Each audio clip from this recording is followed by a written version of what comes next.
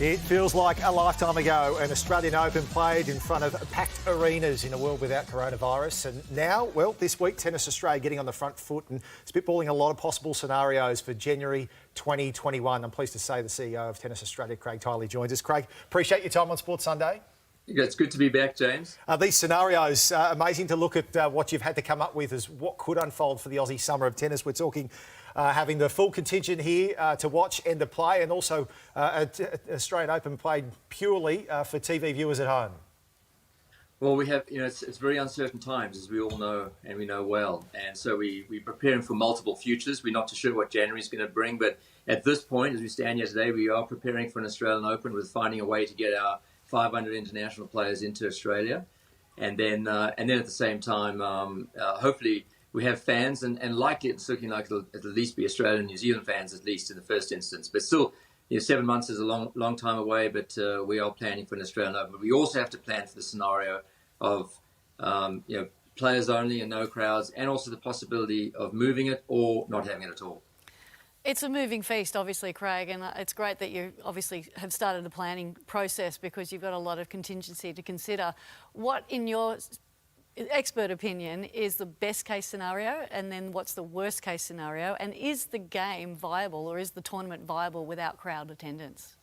Well, those are all great questions, and the ones we've been asking ourselves every single day. But the team, we've all been in place. The entire organisation took a reduction in a work week, but everyone kept their jobs as we work through planning next year, 2021. And at this point, we're planning a Australian Open with all the players and with Australia and likely New Zealand crowds as a starting point.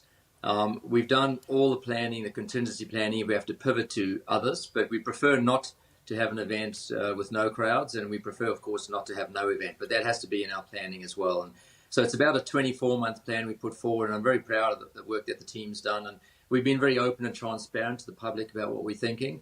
And but at this point, we're going to have some solutions. We will, for social distancing and for different guidelines in order to protect the health and safety of not only the fans but the players. And every week and every day, in fact, we talk to the international players and the national community as well about what they're doing and learning from each other. So I'm confident we'll be in a positive position by the time we get around to January.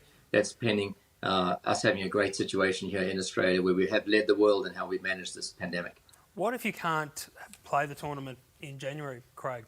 Are you in discussions with the other Grand Slams? I know the French Open announced this week that they're going to hopefully play the French Open this year in September, which seems very, very optimistic. How does the tennis schedule seems more jam-packed than any sport in the world? How do you fit in a Grand Slam later in the year? Well, it is not easy because we rely on mass gatherings, we rely on international travel. Probably two of the last things that will come back when restrictions get eased, or if at all, and definitely on a new normal. So we've got to adjust to the new normal. I think it's going to be very difficult for the US Open and the French Open at the end of this year. And I think it's more likely that there's going to be very marginal, maybe a bit of regional or local professional tennis, but international tennis I think will be tough to pull out this year. So that's why it gives us an opportunity to hopefully be able to launch the tennis season again in January. But a lot will depend on the environment we're in here in Australia. The commentary amongst the playing group has been that they're very impressed with how the Australian government has managed the pandemic, and it does look like we're a country that is a safe place to be. So there is that attraction as well, and then that'll work in our favour later on. There's been a little bit of dialogue about the potential merger between WTA and the ATP to become a bit more of a unified body. What's your opinion on that? Well, I think there are a lot of similarities, more similarities than differences, and we've seen how well the tours work together with the Grand Slam events and other combined events with men and women on the same event. And we know that 7 of the top 10 highest money earners in women's professional sport are tennis players. So it's a very popular sport on the women's side, and actually the men can benefit from that as well. So we see it as an opportunity for the tours to get together, to have really strong alignment as a starting point, and then maybe the possibility of a merger down the road. With this changing environment, we want to take advantage of the opportunities that are in front of us right now to do things more effectively and more efficiently, and maybe this is one of those. Any special lockdown Mother's Day plans for the family today, Craig? Well, talking to you guys was the first one. And I think, go and have the family practice social distancing, getting on our bikes and getting some fresh air and a chance to get out the sun shining. So it's a great day here in Melbourne. Well done, Craig. Great to have you on the show. Could chat to you all day. All the best with what lies ahead for tennis here in Australia. Thank you. Same to you guys. Good to have a chat. Thank you.